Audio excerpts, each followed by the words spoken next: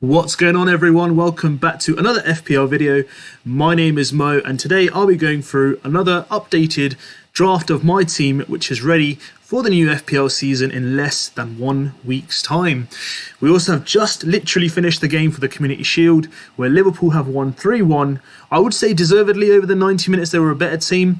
Has that game kind of, prompted me to make these changes? Not really, because I made these changes before the game took place. What has actually triggered, my thought process after this game? We'll go through all of that, and we'll go through the rationale behind the players that I firstly took out, and the rationale about the players who I have brought in to my squad for this first game week, which is only, as I mentioned, a few days away. So before we get into all that, if you guys haven't liked the video, give us a like. And if you haven't hit that subscribe button, why not hit it now? It's absolutely free. Help me get to that 1K subscribers mark before the start of the season. So let's get the team up and let's review how my team looks for game week 1. So in terms of movement, goalkeepers is number 1. So Mendy has gone out, and I've kind of gone to Edison, which is $500,000 more in value of price as we start off. Now, Edison, if you guys watched my content last season, was in my team for a majority of the season. I'm pretty comfortable with him. Yes, the rationale behind him is he doesn't get many save points, but he's Mr. Reliable. He pretty much has the most clean sheets, or he's probably 1 or 2, alternating with Alisson. In the season, so he probably gets the majority of the points through his clean sheets, which I do expect him to keep this season as well. Yes, they've just conceded 3 goals against Liverpool, but let's be honest, they're missing 2 of their main centre-backs in Stones and Laporte, and Nathan Ake was playing, I think it was left back he was playing, I think today at some point as well. So, it's not ideal for them, but let's wait and see.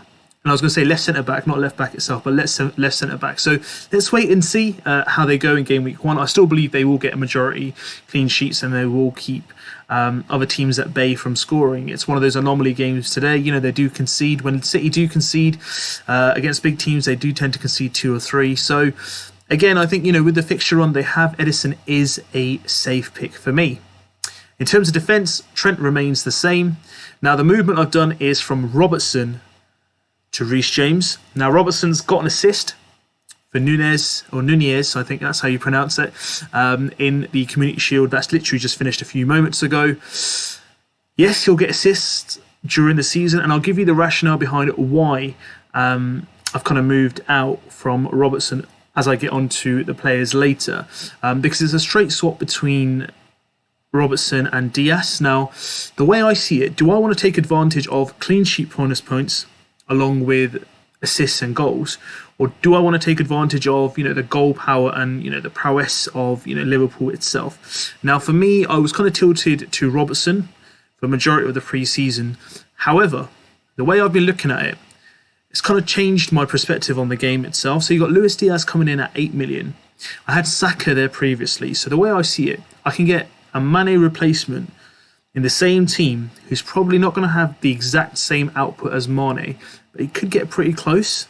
He could touch anything between 150 onwards to 200 points or even more. It's wait and see. And from what I saw last season from him, I've looked at a few videos online, his goals and assists from last season, his performances, his background stats. They are phenomenal. Has he hit his true potential? I don't think so. Is this a season where he can? Of course he can, because he's been eased into the Liverpool lineup. He knows how the system works. So I've kind of been tilted away from Robertson to Diaz. Now, there's another kind of school of thought that comes into this, is because I don't have any Chelsea players in my squad if I take out Mendy for Edison. So I really want to take at least some advantage of some form of Chelsea defence. And number 1 on the list for me is Reece James. Now, again, I have had my kind of doubts previously. Is he going to be playing right wing back? Is he going to be playing right centre back? We just don't know if they're going to line up with a 5 system or a 4 at the back. But from what I saw earlier today when they had their pre-season friendly, they had 5 at the back, so he was playing right wing back. So that's kind of tilted me a bit more, or swayed me towards having Reece James, because he's just such a threat on the flank, and he just likes to get a cross in. He's on set pieces. He doesn't mind a shot either. Does like to get into the box. So Reece James at 6 million for me is someone that has caught my eye. I know Chelsea defensively haven't been great pre-season, but it's pre-season, and I think they will, get it right when the season begins, because, it's been there before where everyone's doubted Thomas Tuchel, but he's come back and, literally, proved everyone wrong. So that's why I've gone for Chelsea, because what this kind of does for me is it kind of spreads my wings across the back line, because what I don't want to do is triple up or double up on too many players in defence, because if it's early season, goals will be scored, and I don't really want to lose out with too much value in terms of clean sheets. So from attacking risk perspective, again, for Robertson, for James, the thing about Robertson is a bit more consistency, so you'll get kind of like the clean sheets, because obviously he got around 50% of his games, 18 out of, or 19 games out of 38 last season were clean sheets. So he'll get kind of like 6, 7 with a bonus point, or 8, and then he'll score a goal. He'll get like a 10, 12 point a game week. But the thing with Reece James is he's very unpredictable. So you'll get on the bandwagon, he'll get like 1, 1, 1, 2, 1, 2, and then suddenly 25. So you just got to wait until he kind of comes off it in terms of the big performance. So again, it's probably going to be a bit of patience for me and just wait and see. But I've gone for Reece James, for Robertson, and I've changed Bukayo Saka to Diaz, as I mentioned, because I just want to take advantage of that Mane replacement, and Liverpool do score goals. Now, the issue I have with that is I've lost out on Saka, who I really backed pre-season and all the way through last season, at the end of the season especially. Now, today he scored a penalty, so is he still on penalties rather than Jesus? I know we've mentioned Jesus might have been given penalties, but pre-season, if Saka's taking penalties, which he was last season, he's still on penalties. So that's kind of like, at one moment, because I'd already made my transfer by then, and then I checked the scores, and I was like, ooh. It took me a lot to convince myself to do this transfers, but was it the right decision for me to do? I'm still going to back it for now, so Diaz will stay rather than Saka.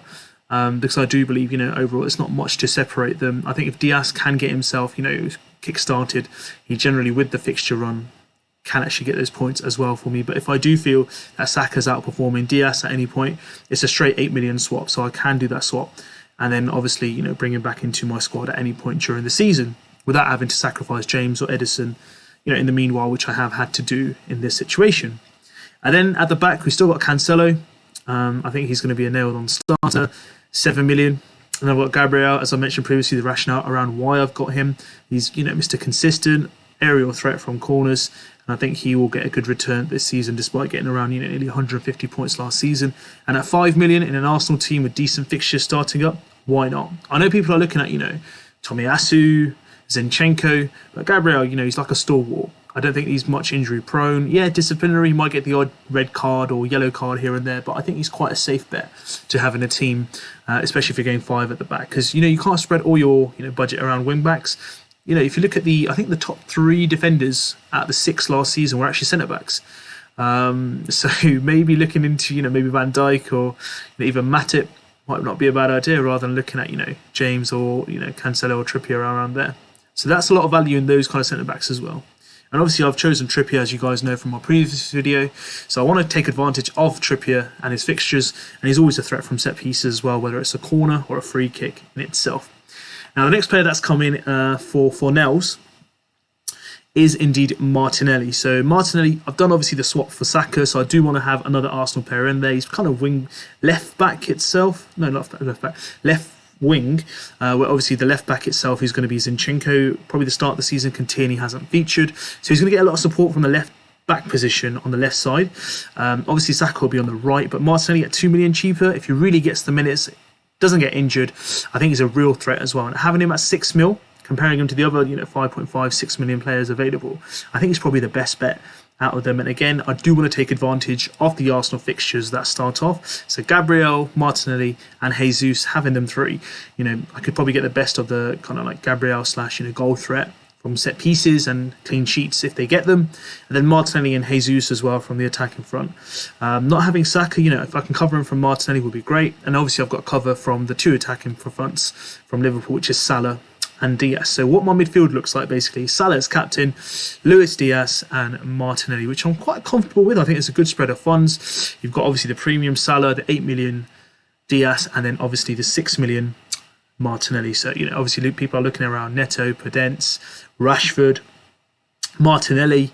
Some people are looking at even Dele Alli at Bournemouth. So there's a lot of choice. We're spoiled for it. But for me, I've gone for Martinelli. Let's see how he starts off. And there's a lot of noise around how well he's done in pre-season as well, which I have witnessed as well. So that's why I've kind of given him a green signal and a go-ahead. And then up front, obviously, we made that change in my last updated draft where I took out Erling Haaland. He hasn't scored today. Again, it's not the fact that he hasn't scored today. I took him out previously before that. Now, I've watched him briefly in the game.